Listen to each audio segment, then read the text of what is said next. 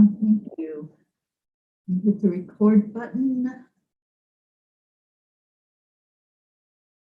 Good afternoon, everyone. Hello and welcome to the Soul Food Book Club.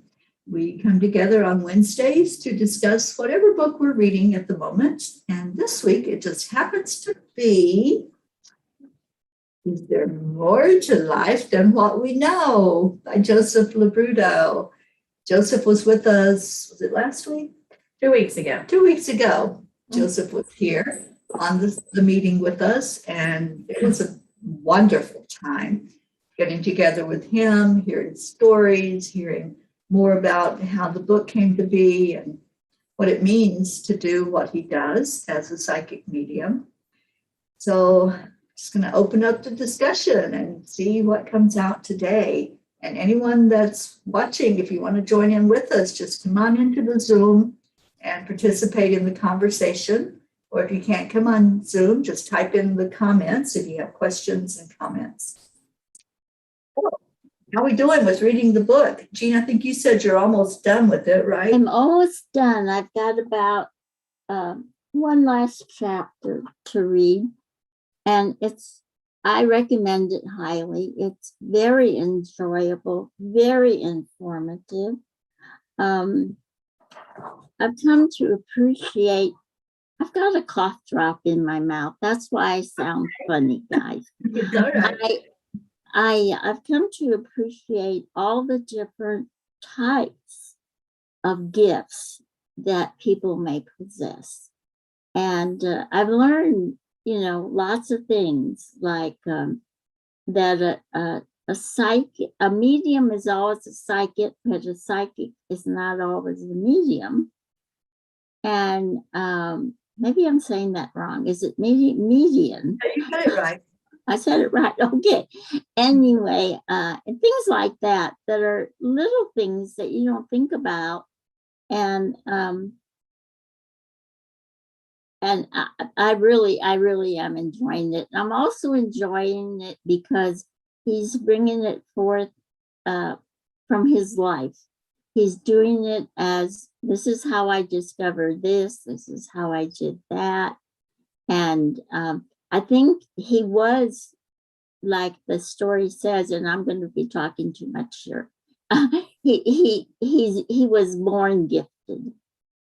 He was born with these talents that he kind of buried for a long time, and then they were revived as he got older.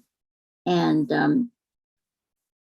but it's still helpful for those of us who aren't as talented as he is. It helps us to understand things. I did have a couple questions for him. So if nobody else has too much to say, I'll see what you all think about those questions when, I'm sure Grace Isis needs to say something. Right, but Jean, we are recording this, and Joseph had asked for the recordings as we meet each week to talk about his book. Oh, So okay. Wonderful to do questions, and that way we can get some feedback from him and answer those questions from his viewpoint as well. Okay. Will you want me to ask one now? Yeah, go ahead, Jean. Take center stage, love. One of the things I did not understand was his explanation about what was the difference between a soulmate and a twin flame. They sound like they're very close to the same thing, but I really, truly got confused. And I didn't know if any of you understood it perhaps a little better than I did. Confusing to me as well. I think they say a twin flame is someone that you very rarely ever meet, right? And your soulmate is someone that you do meet. And if you do meet your twin flame, you're supposed to be together to teach the world to be on a higher plane. I mean, that's what I've interpreted, but I don't know if that's the facts or not. Well, it seemed like the soulmates it seemed like that they were like a family, like we said, that we're a soul family, and that we've probably been together in other lifetimes. And so when you meet those who are soulmates to you, then you naturally get together and continue your mission, your progress. And then he talked about the twin flame. And then I got confused, because a twin flame, is that a male and female relationship? Is, I guess, what I wanted to ask him. Is he talking about, because we're both feminine and masculine, right? Mhm. Just like the angels, they're feminine and masculine. So when you meet your twin flame, that would make a whole. So is it, I guess when he sees this, he'll say, that crazy lady, but does that mean male and female? Is that how it's different? So I'll be anxious to see what you say, Joseph. Yeah. I don't know much about the twin flame stuff. Yeah, I just kind of ignored it because it doesn't really resonate with me. Yeah. And so I just really don't put a lot of energy into thinking about it. I do know that we have contracts with certain people, and I believe that is the soulmate relationship. Mhm. When we contract with somebody that we're going to be with them in a lifetime, that's something that we've already agreed upon before we come into the incarnation. That's what I've been taught. And so I do believe that that is something we play out in each lifetime, whether it's the same person or if we have different soulmates. I don't know that. Right. Yeah, I accept that. I guess I just find the weirdest questions. I'm sorry, but They're not weird at all. They are beautiful. but I would be interested in his explanation about that. Love to know also what he would have to say to that, Jean. Yeah. And I've wondered the same thing. So thank you for asking, and we'll find out together. Okay, Gracie, give it up. Oh no, I'm going to take the fifth. I'm just going to listen to all of you because I haven't done too much reading, to be honest. But I just want to listen to what you're saying. I may jump in, but And jump in if you have any thoughts or ideas, Gracie, about the conversation, for sure. I will. I don't think there are any absolute answers. I just think we're all, like Ram Dass said, we're all walking each other home. We're all on this plane on equal footing, and we help each other. One person might get an inspired thought or read something that creates more of a discussion energy, but I don't know that there is one absolute answer. So exploring the answers is what we do here on the Soul Food Book Club. We open up to those thought-provoking books that make us think. Yeah, really. Certainly is one of those, isn't it? Very much so. I have a quote in the book that I like, and it says, "The new age is about balancing your higher self with your lower self. As the two merge, this is where enlightenment begins. This is when you become whole, you become yourself, or you become self." I love that one. I love that. And to me, that also talks about, like, our human bodies. We have lower chakras and upper chakras, and we can't just focus on one of those and not have the others. It takes the whole thing to balance us. Mhm. The lower ones are about living in the human body. The upper chakras are about our spiritual bodies. So, yeah, I like that quote. Yeah, me too. I just have a vision of like the sky and the land meeting, and there's like That horizon. the horizon, and it's together, even though they're separate. Sometimes when you're in deep meditation, well, at least previously, it seems like when you go into your deep meditation, you can actually feel like a joining of your higher self and your lower self. And when you get that together, then you have that what we say in the heart brain, that area of peace, that area of openness, so that light can come in. And somehow I think ascension is working towards us joining that together permanently, so that we're, that we are understanding, loving, have that feeling permanently. It's just our way of being, and then we can say we've ascended. I'm sorry. Right, you made perfect Sorry, sense. that was You wanna awesome. look at it? Look at that, Jean. That was Oh my beautiful. gosh. Yeah. She's being the mountaintop guru today. I love it. Yeah. I just think a lot, and sometimes I think I shouldn't think so much. So No, I think you should No. think out loud so we can all benefit from those thoughts. That's what I think. And write them down. They're beautiful. Yeah. yeah. I really should write them down. We're so grateful for you and grateful for how you help Thank you. inspire us to think more deeply. Mm. Thank Well, you. these books are wonderful. People, if you're out there, you really should join the book club. It's wonderful. Makes you really think. And we have someone that's telling us good afternoon, but I don't know who you are because it's not showing your name. So whoever's watching, just let us know you're watching. Tell us who you are in case it doesn't show up for us. Where do we see It that? just says Facebook user. Oh, up there. Yeah, You've got good eyes. I do have good. I can see Grace.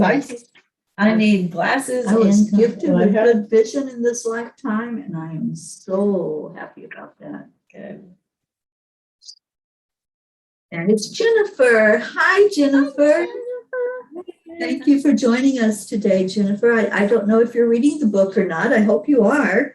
And Joseph is in Florida, which is where you are. So perhaps one day you would be able to get to meet him. I would love that. And I'll get to see Jennifer pretty soon when I come down into Florida. Wonderful. And ladies. Hello, ladies. Okay, so who are you? Inquiring minds want to know who's watching. Yeah, sometimes it shows up as the name. Sometimes it shows up as the page that you're on, as in Stacy's case. Oh, yes. Yes. I'm in Enlightened World Living often. Yes, and you and Christina. Can't wait. Oh, it must still be Jennifer. Yes, Jennifer, I can't wait to see you as well and hopefully get together with you and Paula again. I met with them before I left Florida for the Peace on Earth tour. So it would be good to get together again. Jennifer, how's your husband doing? Is he settling down from his grieving of losing his father? I think Jennifer's husband lost his father recently. Her husband's name is Micah. And I know Hope Micah. he's doing well. Yeah, we've been wrapping our arms around Micah, holding him up during this time. Mhm. I think books like this, and they kind of give you comfort when you lose someone, where they're right here. Mhm. So we learn to love them. We learn that they're there, that our loved ones are still there, but it's hard to sometimes get used to it, that they're on the other side. Get used to a But new you way. still miss them. For a while, you miss that physical form because we're human. We like hugging and touching and talking and hearing each other's voices. And sometimes it takes a really long time to talk with them spiritually. It takes a little bit of practice to do that. But yeah, so we do miss them. So there is a period, I think, of missing. And from what I got from his book, it's the same when they're on the other side. There's a period of time when they have to get used to the fact that they're in a different form, and they kind of miss that at first, but they have a lot of guides and angels to help them, you know. So, but it's just normal. That's normal. Yeah. I believe that too, Jean. I've always believed that there's that period of adjustment. Mhm. And from many of the ones I've spoken with, there's kind of like a life review process they go through Mhm. to learn about how their life in this human experience was lived and the people they impacted and the ones left behind. So yeah, it's an adjustment on both sides. And Jennifer said that Micah is doing all right. Good. Good. You always think of questions you wished you had asked. Mhm. That's the hard part. They're not there to answer. Yeah, he said, I think if I read it correctly, Stacy will correct me, she's read it so many times, that he sometimes people want to speak to their loved one right away. And he says for him, he thinks it's better for them to wait a while, a few months, till they get adjusted in what he calls the heavens, till they get adjusted too, and then try to contact them, and they'll be so happy to be able to comfort the person they left behind and assure them that they're doing well and happy. And, you know, Yeah, you did learn a lot of things from this book. How long I'll remember them at my age is another story. But I have a hard time at my age. Can't remember anything. But yes, I think it's now we suggest they wait a month from the passing time. And some people think that he has a phone and he can pick it up and say, hey, how's it going? And like, you know, have a real conversation, but it's way different than that. So they have different expectations of what a reading is. So when he does it on the phone, he uses a speakerphone? No, I mean, when they come to him for a reading and they're sitting across, they expect that he has like a telephone to the other side, which he technically kind of does, but they want, like you and I are talking now, they think that's how it is. They can do it, yes. Yeah. The loved one's going to say, hey, how's it going? Tell her this, that, and the other, but it's really not that simple. No, I gathered that from what he said.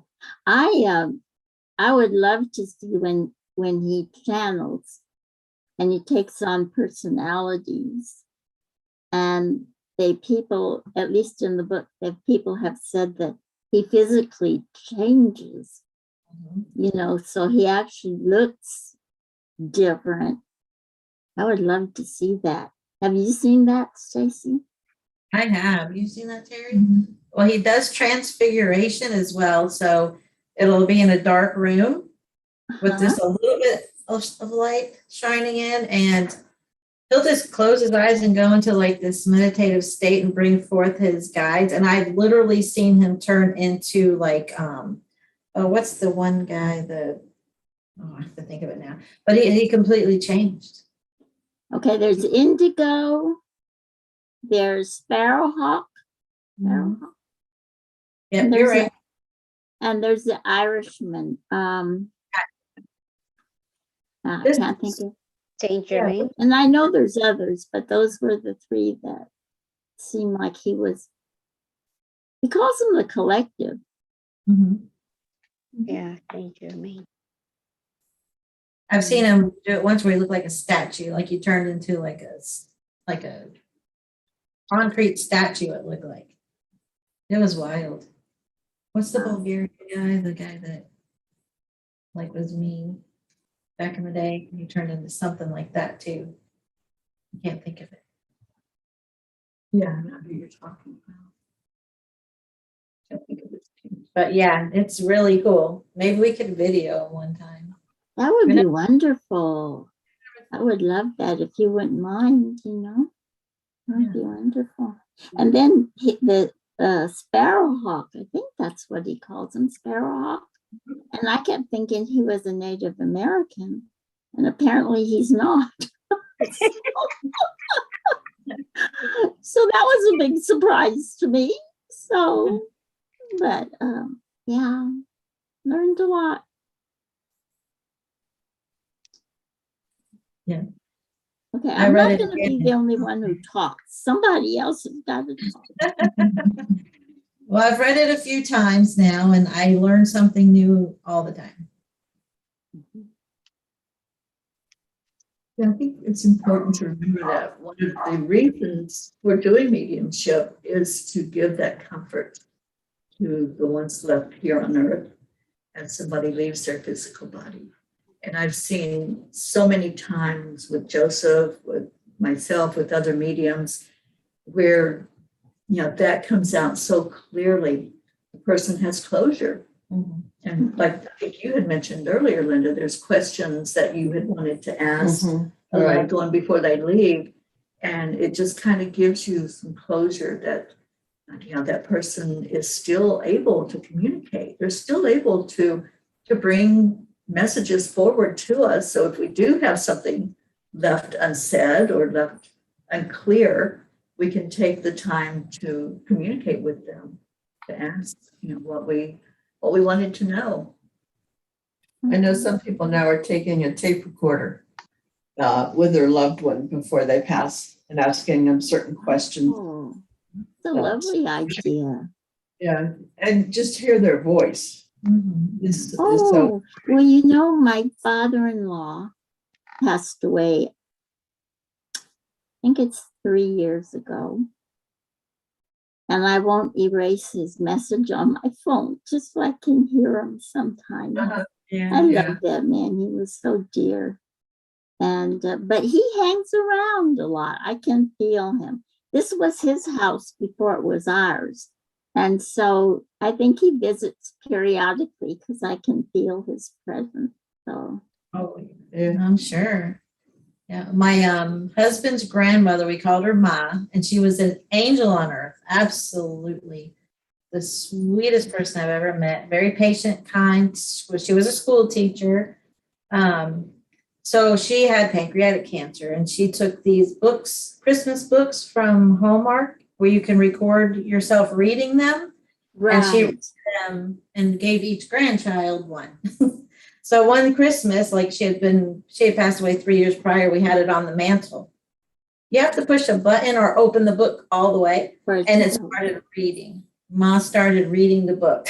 Oh, I thought my son was going to pass out. yeah. He comes running up to me. Oh my gosh. Grandma's talking. But just say hi, Mom. We love you. It just started. It was closed. Just started her reading. Oh. It was the night before Christmas. I'm like, oh my goodness. So they're with us, and they're finding ways to say hi and show that they're there. Yeah, me too. We have Oh, Charlie. comforting. Charlie is bringing his dog to his son, but he said hello to us while he's on the Hi, road. Charlie. Hey, Charlie. Hey, Charlie. Charlie, we miss you on here today.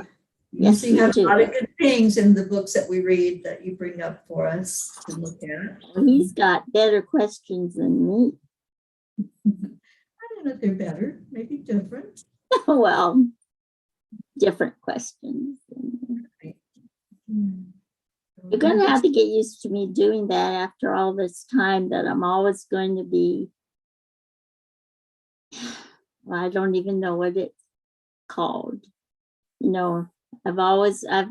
know it's not true, but I guess I've always felt everybody else is better, And to me, for me, it's like a polite thing to do, and it's ridiculous. So I'm so apologetic for it.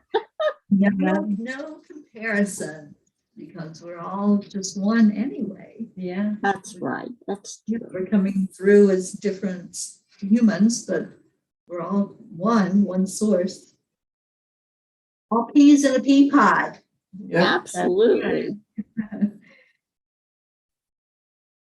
I'm so excited about the Peace Poll coming up Monday. Yes, I'm excited that it's going to a school. Me too. So amazing. I'm I'm trying to get my speech together, and Ruth reminded me today that it needs to be on their level of the children that will be there. And I was very grateful for that reminder so that I can speak in a way that they'll understand and really know what that peace pole is all about. But you never really talk way above people's heads, you know. I think that you talk and you talk slowly, which I know that sounds silly, but that helps people understand. I used to have a hard time with the other teachers because I was the ESL teacher, English as a second language. And I would tell them the best thing they could do for my kids would talk slowly. Don't, and they don't understand. To them, it sounds like Mickey Mouse, you know, just, you know, so talk slowly, clearly, and children understand. And you don't have to talk baby talk, just slowly. Right. I think you do a beautiful job. Well, thank you, Jean. Yeah, And you resonate with them. I think I really started doing that when I was more online, had an online presence, because not everybody speaks English. So if we speak slower and pronounce the words more clearly, there's more of a chance of people who don't fully understand the English language that they'll get what we're saying. It's flying through the word. Absolutely.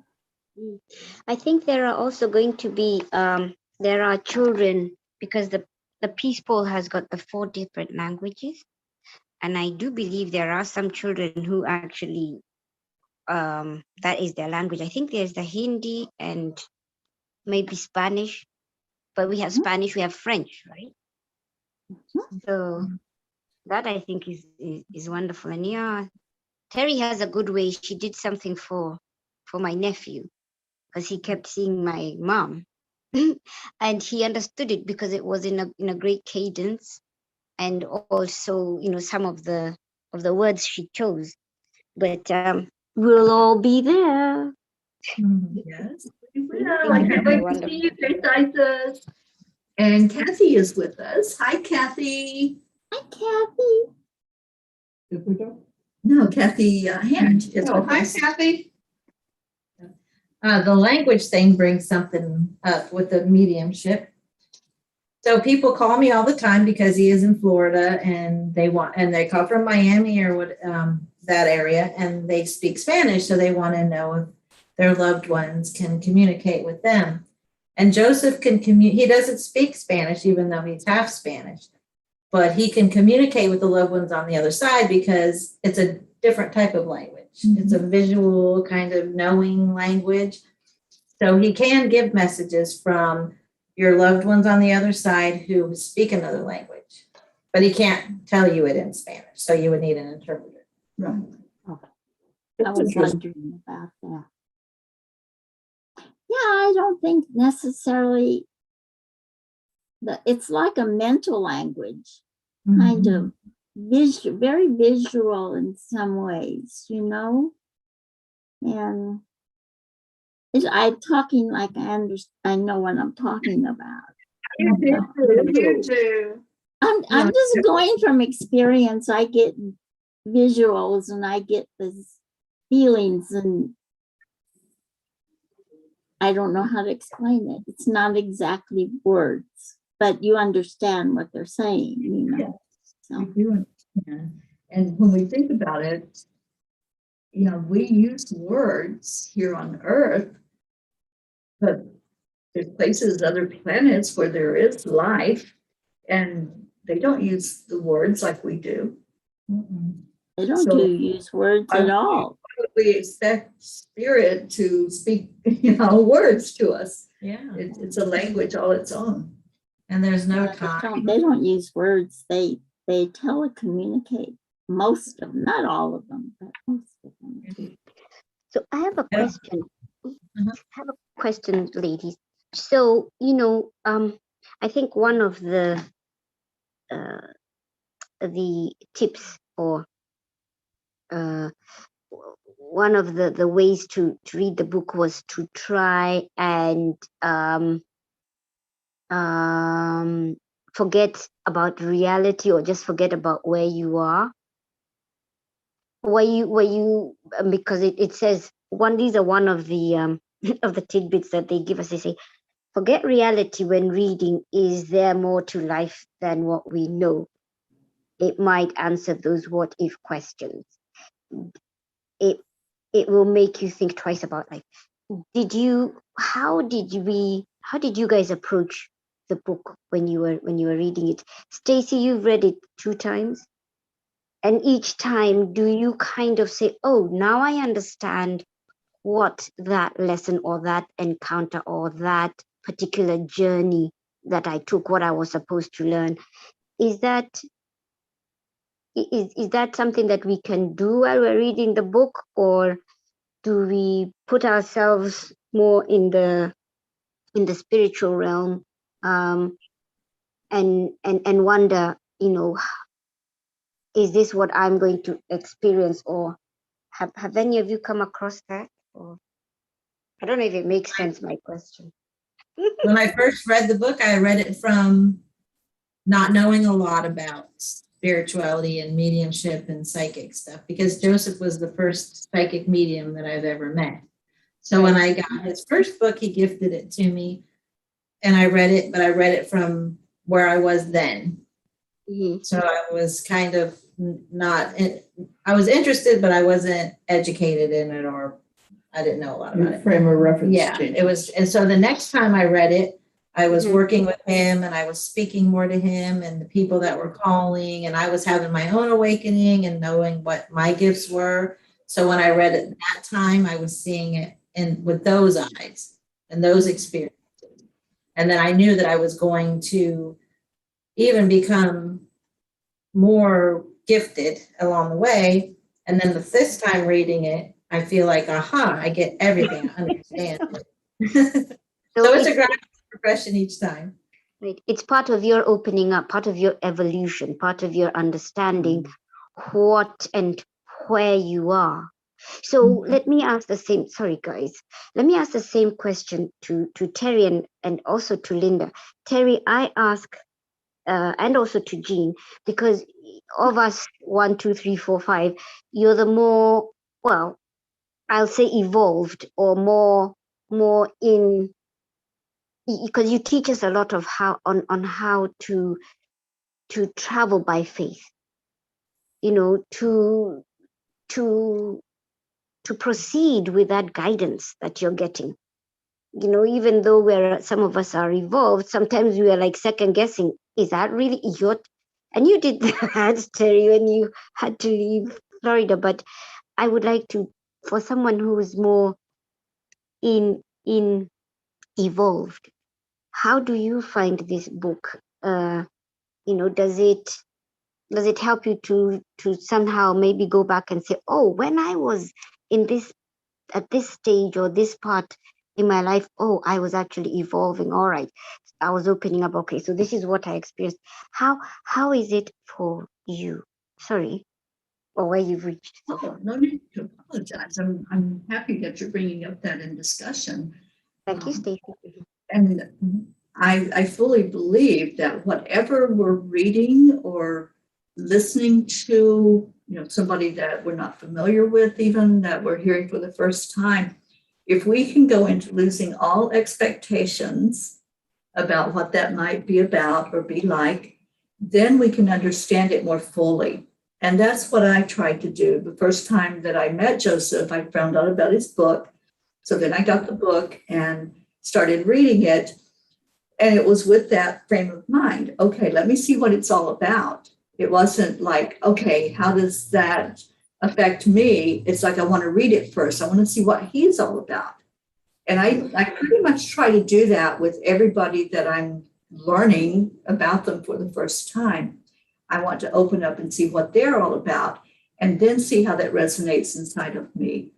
And we all need to go into things with open minds instead of, just maybe reading a few lines and saying, that doesn't sound good. Yeah, give it a chance. Read it and see what that person's all about, or talk to a person and see what they're all about, and then see how it resonates.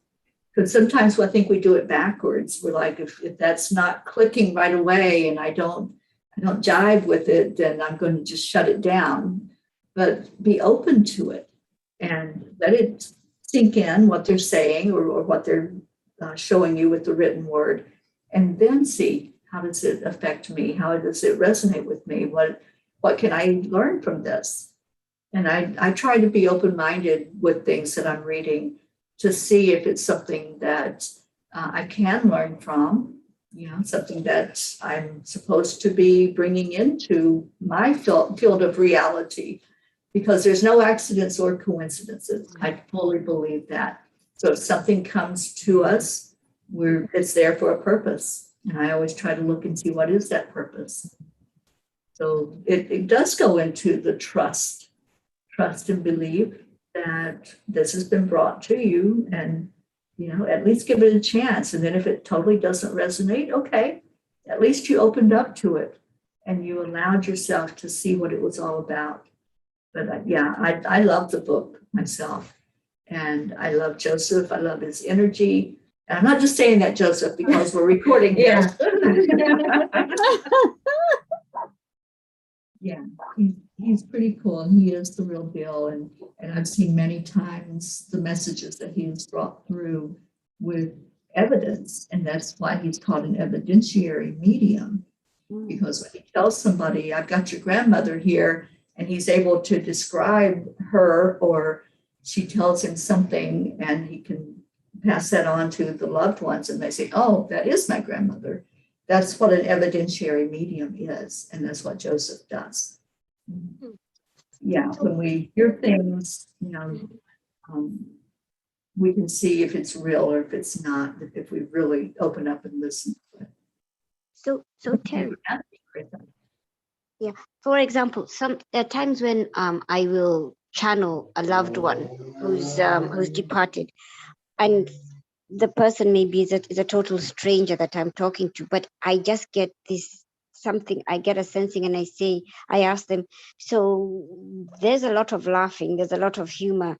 Was your parent humorous? And they're like, yeah, they were so funny, they just would make us giggle. Is that what the evidentiary? Yes, evidentiary. Yes, it's bringing evidence that is the person that's communicating. I've seen sometimes it's like, oh, they're standing by a red barn, and then all of a sudden that family member is like, oh, that's where he lived. He had a red barn. So things like that show for real that is the person communicating. And I have seen him in events. Getting ready to do. Why can't I never can remember the name of that big country bar. Renegades. I've gone to Renegades, and it's packed house when he goes there, and he just walked right up to this family with a microphone and told them exactly how their son passed away and the messages that he was giving them and everything.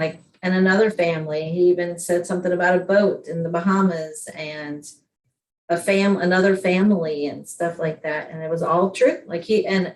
It comes from spirit. So that's why he's so confident to walk up and say something. He just knows that it's not coming from him. It's coming from spirit.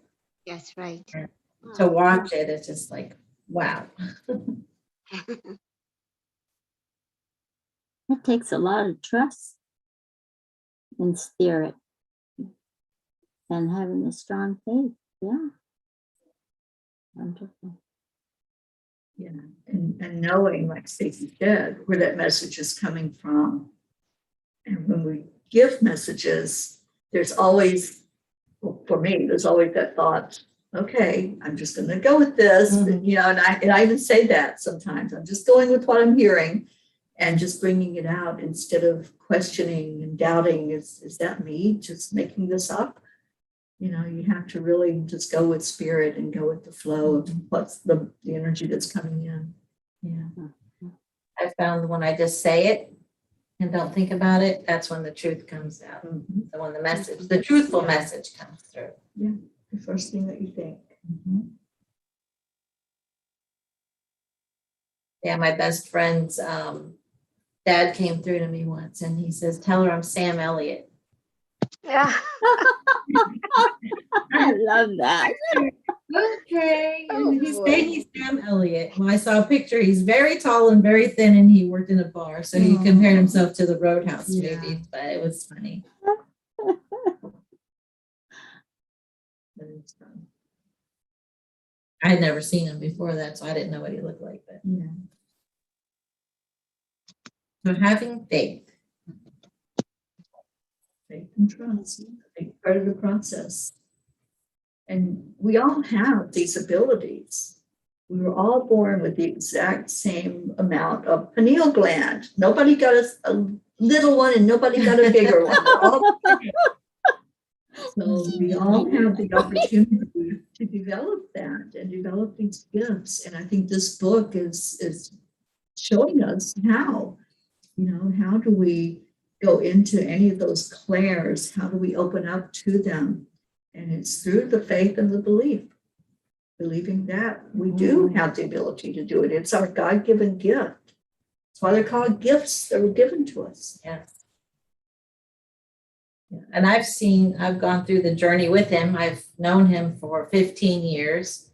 And I've seen, it's not all peaches and cream. He does get backlash from people that just don't understand, or he'll wake up to the messages on Facebook calling him, Satan or whatever. But to watch him do it so gracefully and, oh, that's okay, that's fine.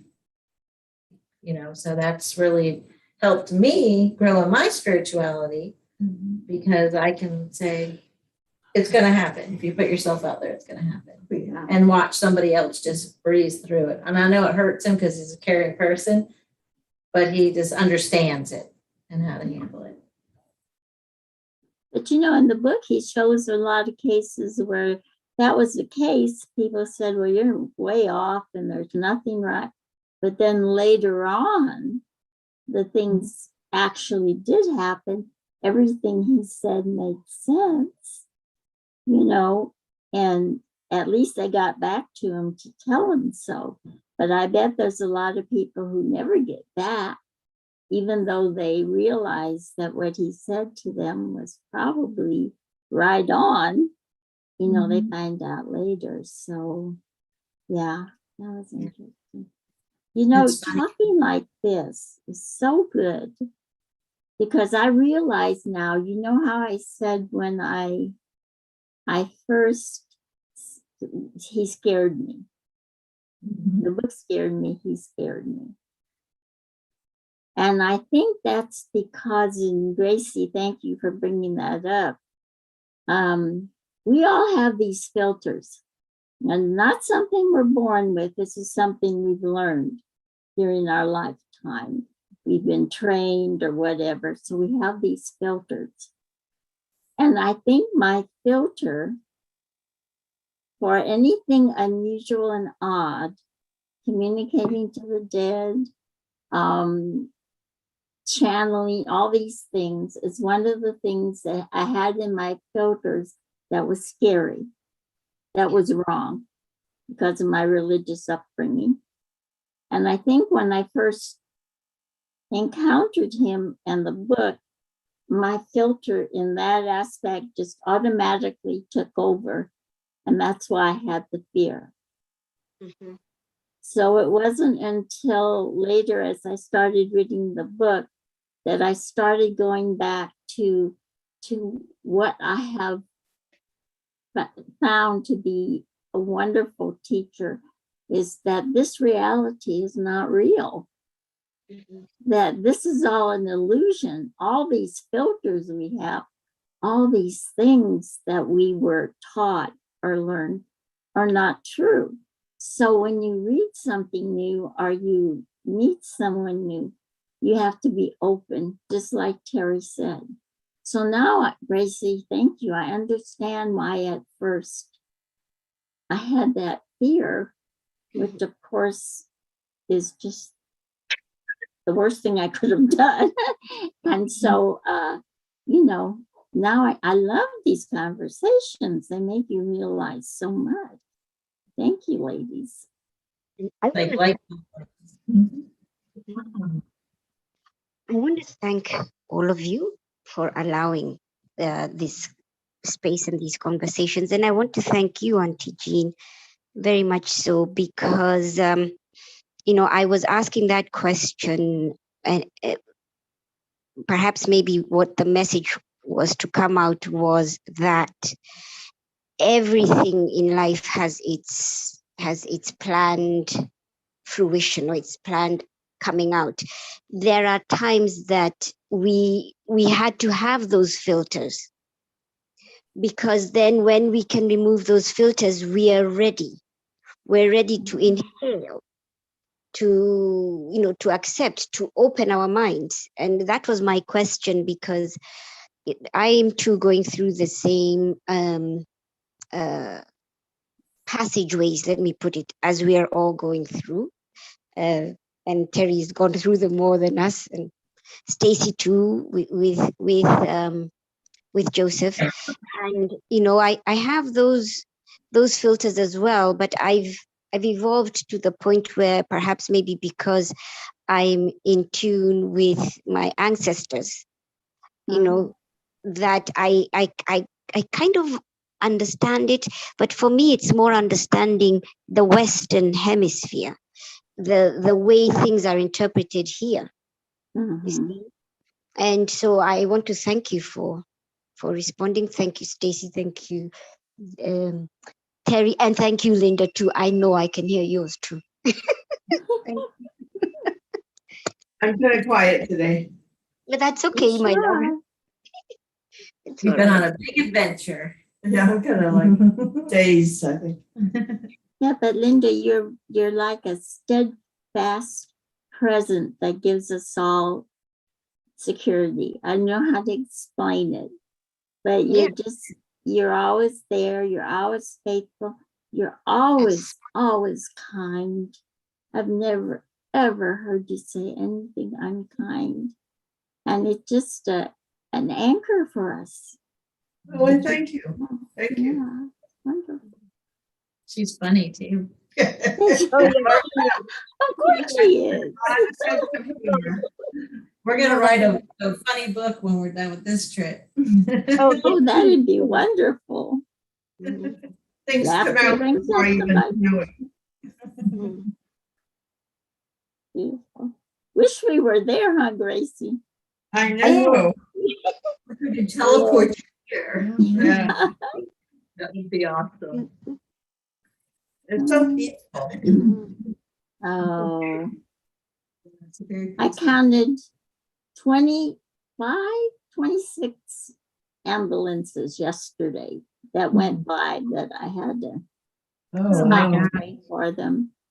And I'm thinking, you know, that's just this hospital, and that's just the ones I hear.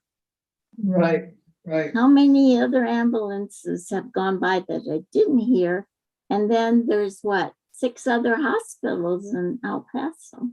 Wow. I know, it's scary. Yeah, it is. Pray for peace. Yeah. And we have the teleport, so we have the helicopters across for the Yeah. hospitals. Yeah. I have another question, ladies. Sorry. So, and maybe Stacy, you could help us with this one. Joseph has a family, correct? Yeah. And how many children does he have? Oh my goodness. 4 maybe? And the ages, are they pretty young, or? So his story and my story are so much alike. Oh. Joseph met his first wife, I believe he was 21, Mhm. and she had 1 or 2 children, and he adopted them. Oh, I met my husband, Josh, Mhm. when he was 21, and I had 3 children, and he adopted. No, maybe he adopted 3 children and raised, but they both raised our children, Mhm.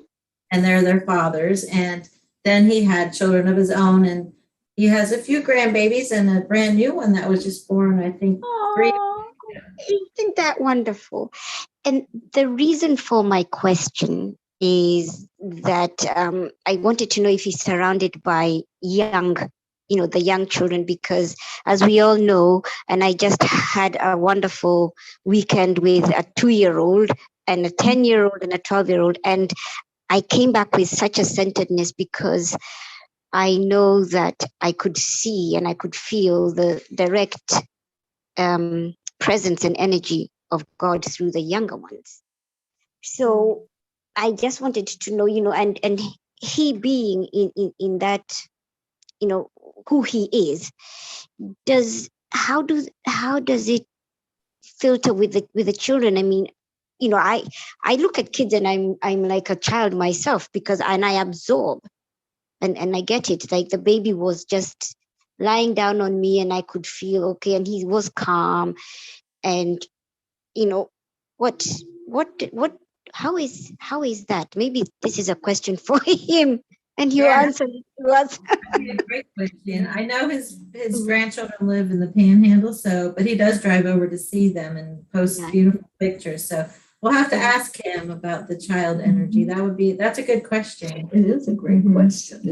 I know when I'm around children, I was a preschool teacher and I was in the 2-year-old room. And they were really good kids, but their energy is so peaceful. I would feel like I wanted to go to sleep because even when they were wild, their energy calmed me because I could feel it. That's how my grandson is.